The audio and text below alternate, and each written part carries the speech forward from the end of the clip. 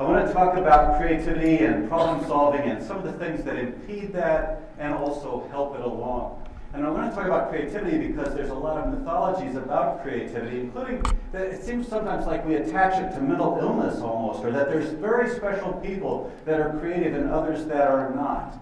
The reality is that rumination is linked to depression and it's linked to creativity. That is that people that are ruminative, who think a lot about things, who ponder, often find relief by writing about it, and some of them are talented enough to make money off it.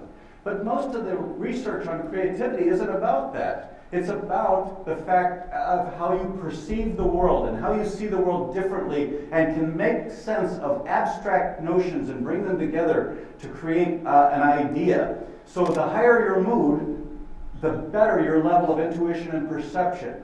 If you see three words and you try to relate them in some way, your mood will predict to some degree your ability to say that the connecting word for these three words is sky.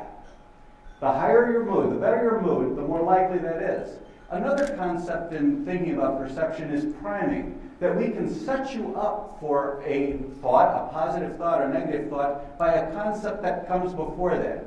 If we had sat here talking about food for the last few minutes, you might add the letter A. I'm sorry, you. If we thought, yeah, I practiced this. Otherwise, we might put a U in there if we were A in there if we were talking about laundry. This young man has looked at an everyday object and made it look completely different by changing his form in front of it. So that changes the story completely about this. But if you had a narrow focus, if you had a fear of clowns, I'm messing with you a little bit with clowns today, but corporations make decisions the same way. We know that corporations narrow their focus so that if you have a fear of clowns, you may filter all your information through the idea that clowns are very dangerous. I see some of you backing up. That's kind of the norm, that you narrow in and you filter the world through that concept. And then you look for confirmation that indeed clowns are dangerous and they're out there doing horrible, horrible things to people with a big smile on their face. Terrible, horrible things. With that confirmation of your facts, you begin to have emotions about this, and strong emotions also narrow your focus. We know that when people are stressed, their actual perceptual field narrows. And so short-term emotion also begins to limit your ability to think creatively and problem solve in a great way.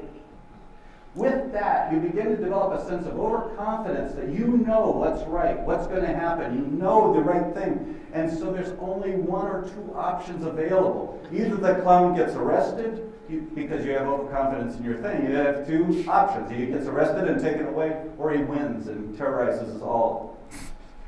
The other thing that affects this then, aside from the narrowing of views, is too many options. When people have too many options, they begin to go into hyper alert status. Boy, that looks attractive, doesn't it? The fact is, when you have too many options, we tend not to act. And this is found in marketing, for example. If people have too many products in front of them of a certain kind, they don't buy, they leave. These two gentlemen have one thing in common. One's a 19-year-old guy doing pretty well, and the other one's retiring. They both face the possibility that on a given day, if they wake up and they say, I can do anything, I can be anything, I can have anything, I can go anywhere, there's a chance they won't do anything. The other thing that affects your perceptions of the world and your perceptions of your own creativity is the family and culture that you come from.